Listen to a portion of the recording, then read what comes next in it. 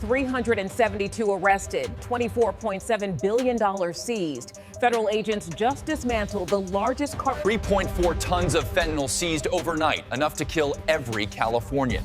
The deeper truth is darker than anyone imagined. FBI and ICE raided 48 locations across 6 states. What agents found inside a Calabasas vault. What we dismantled today is not just a criminal organization. It is a financial empire that has been bleeding this country for years. Acting Director of Homeland Security Investigations, Federal Press Briefing, Los Angeles. 4:22 in the morning. The San Fernando Valley sits under a low marine layer, the kind of gray silence that makes Los Angeles feel like a different city. On a private tree-lined street in Calabasas, the exterior lights of a 12,400 square foot estate burn steadily. Security cameras sweep the driveway. A black SUV idles near the gate. To anyone passing by, it looks like the home of a wealthy entertainment executive or a real estate developer. The kind of address that doesn't invite second glances. But 23 unmarked federal vehicles are already in position. For tactical entry teams crouch in the landscaping, earpieces active, weapons checked. A drone feed transmits live thermal imaging to a command post 3 blocks away. Inside that command post, agents from the FBI, ICE Homeland Security Investigations, the DA, ATF, and the Treasury Department's Financial Crimes Enforcement Network watch the heat signatures of 9 individuals moving through the interior. They have been watching this house and 47 others exactly like it across 6 states for 26 months. In 4 minutes, every door breaches simultaneously. This is Operation Sinaloa Shield. And what federal agents uncover inside that Calabasas mansion and across 48 coordinated strike points from Los Angeles to Chicago to a warehouse district in El Paso will represent the single largest cartel takedown in United States law enforcement history. 372 arrests, $24.7 billion in tracked criminal proceeds, 3.4 tons of fentanyl, enough to deliver a lethal dose to every man, woman, and child in the state of California, and still have 680 kilograms left over. Before we go any deeper into this story, subscribe to this channel right now. If you want clear, fact-based breakdowns of real federal operations told with the detail and gravity they deserve, this is exactly where you need to be. Hit that button. Let's go. The investigation does not begin with a mansion. It begins with a water delivery truck. 18 months before the Calabasas raid, an FBI financial crimes analyst named Darnell Reyes is running a routine database cross-reference on shell company registrations in Los Angeles County. It is the kind of task that produces nothing actionable 94% of the time. But Reyes notices something that doesn't align.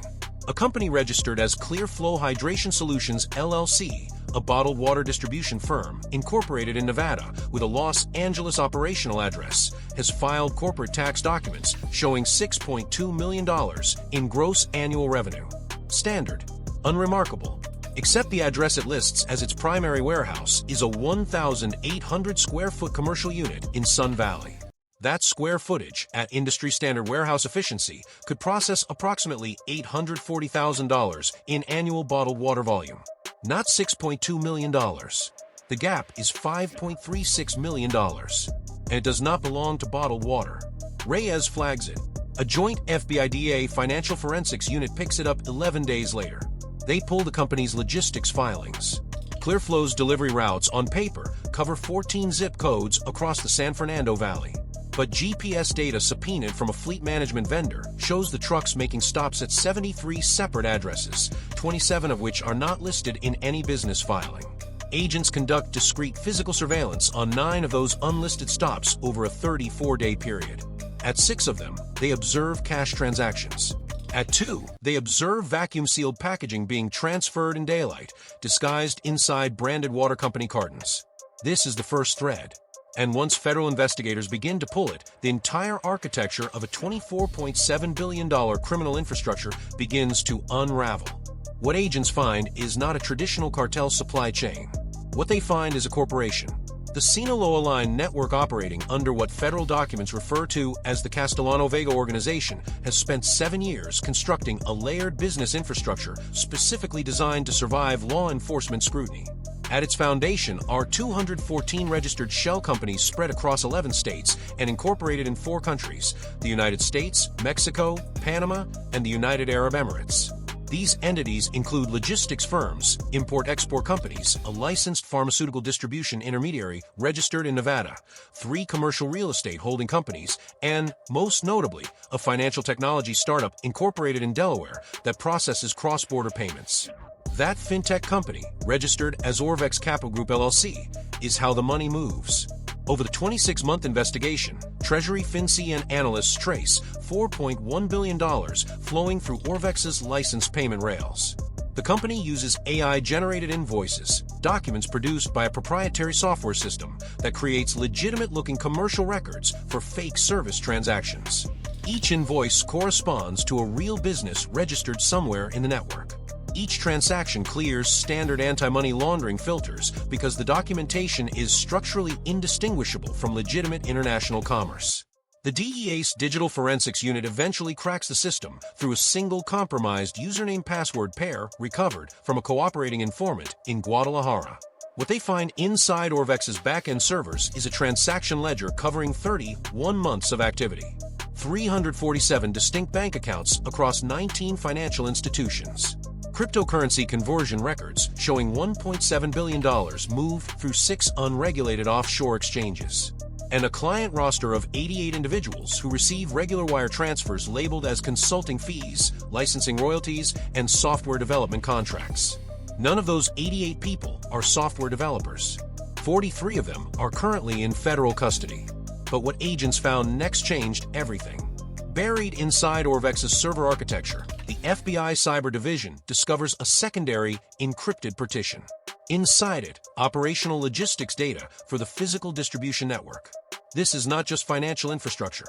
This is a map. Supply routes, safe house coordinates, courier schedules, weight manifests for shipments moving through 4 ports of entry along the U.S.-Mexico border. The data covers a 19-month window and documents the physical movement of 14.7 tons of narcotics, fentanyl, methamphetamine, heroin, and counterfeit pharmaceutical pills containing fentanyl pressed to look like prescription oxycodone. The fentanyl quantity alone, 3.4 tons, carries a street distribution value of $2.3 billion and a lethal dose yield sufficient to kill approximately 39 million people. These pills are not sold on street corners. They move through a distribution tier the federal indictment describes as the secondary retail infrastructure, 312 lower-level distributors operating across 14 metropolitan areas, each one receiving product through a courier system where no single courier knows the identity of a supplier 2 levels above them. Is personnel compartmentalization at a level of sophistication that federal agents describe in court documents as comparable to covert intelligence cell structures.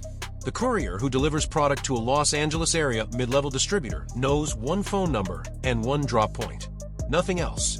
The system is designed so that even if law enforcement arrests that courier and breaks them entirely, the information they carry cannot compromise the network above the second tier. Most of those couriers believe they are moving pharmaceutical supplies for a licensed medical distribution firm. That is what the onboarding documents tell them. That is what the payment stubs processed through Orvex say when the deposits land in their checking accounts. Make sure you are subscribed right now because what comes next shows exactly how deep this operation really went and how close it came to never being discovered at all. Among the 312 distributor tier contacts identified in the Orvex server data, federal investigators flag one name that surfaces repeatedly in surveillance logs, financial cross-references, and 3 separate confidential informant reports from different geographic regions. The name is listed across 7 different shell company employment records, always in minor administrative roles, accounts payable, data entry, logistics coordination. His real function, according to the federal indictment, is node management. He coordinates the physical transfer points between Tier 1 suppliers and Tier 2 distributors across the western United States. He has been doing it for 4 years. He drives a 2021 Honda Civic. He picks up his children from elementary school every Tuesday and Thursday in Burbank. His neighbor, a retired postal worker named Gloria Sandoval, tells investigators after the arrest that she never once suspected anything. He helped her carry groceries twice. He kept his lawn clean. She says she watched the federal vehicles converge on his home at 4:26 in the morning and thought there had been some kind of mistake. That gap between perceived normalcy and operational reality is not accidental, is engineered. And it is the exact reason this network survived 7 years without a single major law enforcement disruption. 4:22 a.m. The command post receives the final confirmation signal. All 48 strike teams across 6 states report, ready. At 4:26 a.m. Pacific Time, simultaneously adjusted to 6:26 a.m. Central for the Chicago corridor and 7:26 a.m. Eastern for the Miami financial target, every breach begins at once. In Calabasas, the tactical entry team assigned to the primary target, the 12,400 square foot estate, uses hydraulic rams on the reinforced front door, while a secondary team breaches the service entrance at the rear. No sirens, no warning announcements until the door is already open. The sequence from initial breach to full interior control takes 4 minutes and 17 seconds. Thermal imaging from the pre-breach drone had identified 9 individuals inside. Agents locate all 9 within the first 3 minutes. 7 are in bedrooms on the upper level. 2 are in a basement space that does not appear on the building's original architectural permits. That basement is where agents find the first physical evidence cache.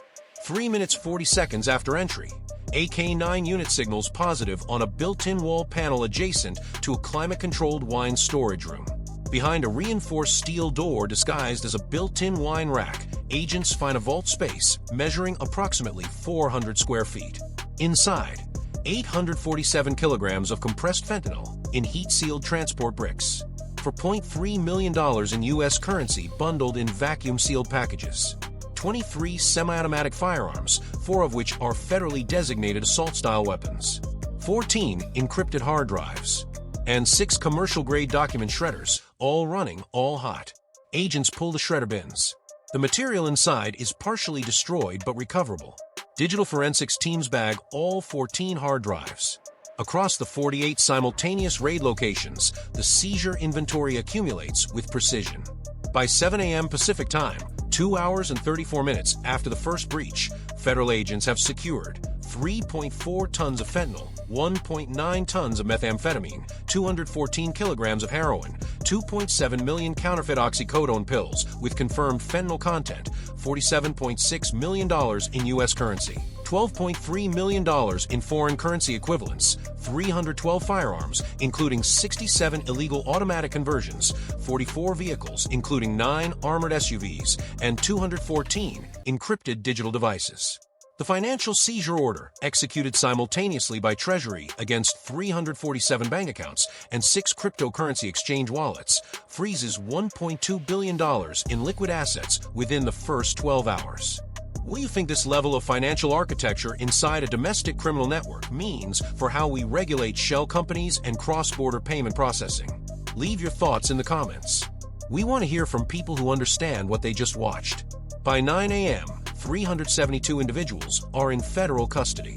The arrests span Los Angeles, San Diego, Chicago, Houston, El Paso, Phoenix, and Miami. Among those arrested, 14 individuals with direct operational ties to the Sinaloa cartel's upper leadership structure, 3 licensed attorneys who provided corporate structuring services for the shell company network, 2 registered financial advisors whose client accounts process cartel funds, and 1 employee of a federally licensed pharmaceutical wholesale firm in Nevada who authorized fictitious distribution records for the fentanyl supply chain.